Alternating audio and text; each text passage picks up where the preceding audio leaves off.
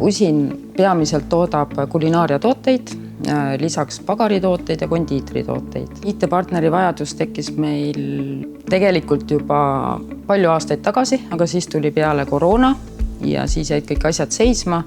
Ja Odoo kohta tuli info meie oma töötaja poolt, kes oli kunagi seda kasutanud ja siis me sedamoodi Odooni jõudsimegi.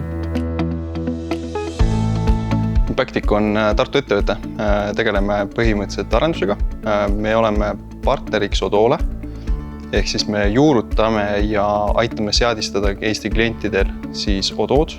Odoo on majandustarkvara, ehk siis põhimõtteliselt ta tegelikult katab nagu ära ettevõtete sees kogu su tarneahela, finantsid, tootmise ja veel lisaks väga palju muid asju.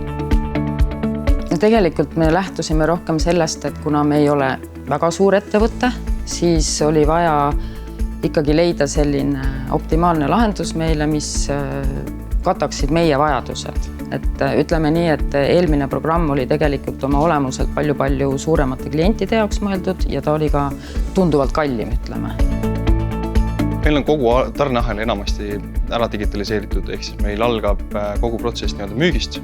Müük on meil liidestatud XML-idega.